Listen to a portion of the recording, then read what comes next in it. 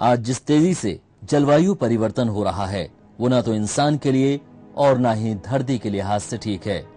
देश के जो हालात हैं वो हैं, पर मध्य प्रदेश भी पर्यावरण प्रदूषण की गंभीर मार झेल रहा है। ग्वालियर देश के सबसे प्रदूषित शहरों में शामिल है तो भोपाल प्रदेश में दूसरे नंबर पर। मध्य प्रदेश और उसके पड़ोसी राज्य छत्तीसगढ़ के दो बड़े शहर भोपाल और रायपुर अब दुनिया के नक्शे पर विश्व के सर्वाधिक प्रदूषित शहरों में शामिल हो गए हैं। विश्व स्वास्थ्य संगठन के ताजा आंकड़ों ने मध्य प्रदेश और छत्तीसगढ़ के लिए खतरे की घंटी बजा दी है। भोपाल जहां खतरे की ओर बढ़ रहा है तो वहीं ग्वालियर भी दुनिया के सबसे प्रदूषित शहर दिल्ली से अब दूर नहीं।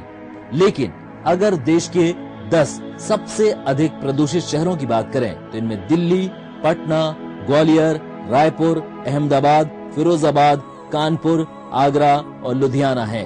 वहीं दुनिया में सबसे प्रदूषित शहर का खिताब ईरान के अहवाज के पास है। इसके लिए ना तो प्रकृति जिम्मेदार है और ना ही सरकार। यदि कोई जिम्मेदार है तो वो हम और आप हैं। प्रदूषित पर्यावरण का असर साफ तौर पर नजर आने लगा है।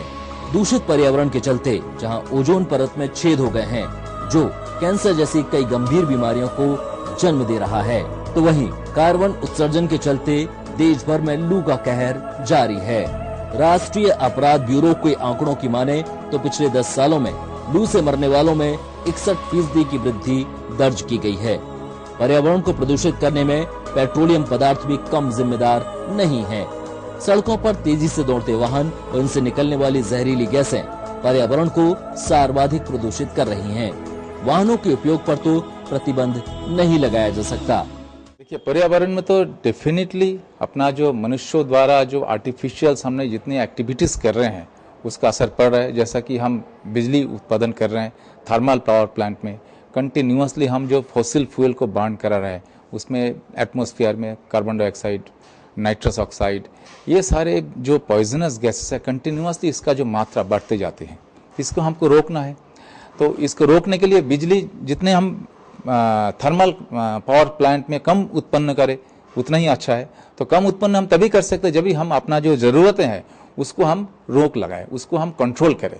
अननेसेसरी बिजली का हम वेस्टेज कर रहे हैं, यानी कि इनडायरेक्टली हम कार्बन डाइऑक्साइड और नाइट्रस ऑक्साइड इत्यादि जो पॉइजनस गैसेस है वो हम आसमान में या एटमॉस्फेयर में हम उसको ऐड करते जा रहे हैं। दुनिया में कुछ लोग ऐसे भी हैं जो पर्यावरण संरक्षण के लिए मिसाल बने हुए हैं। वो पेड़ों को अपने घर के सदस्य की तरह ही मानते हैं और हर साल पेड़ों का जन्मदिन मनाते हैं। जन्मदिन भी ऐसा वैसा नहीं, बाकायदा ढोल धमाकों के साथ। इसके साथ ही जन्मदिन की खुशी में मिठाइयाँ भी बांटी जाती हैं।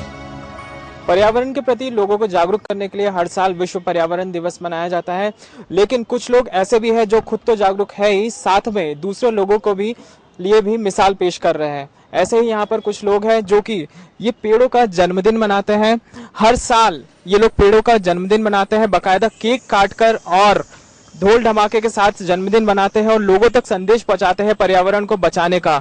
वही लोग हमारे साथ यहाँ पर मौजूद हैं, उन्हीं से जानते हैं कि कब से ये लोग यहाँ पर पेड़ों का जन्मदिन मना रहे हैं। आप हमें बताइए कि ये जन्मदिन मनाने का किस तरह से आपने कॉन्सेप्ट सोचा और कब से आप लोग मना रहे हैं? हमने करीब 20 वर्ष पहले पेड़ लगाए थे और आदर्श मार्केट में पेड़ लगाना हम लोगों ने शुरू करा।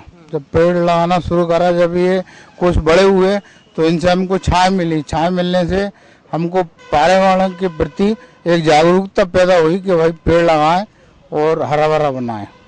अच्छा, आप हमें बताइए कि लोगों तक आप लोग क्या संदेश पहुंचाना चाहते हैं इस पेड़ के माध्यम से, कि आप लोग तो पेड़ बचाते हैं, लोगों के लिए क्या कहना है?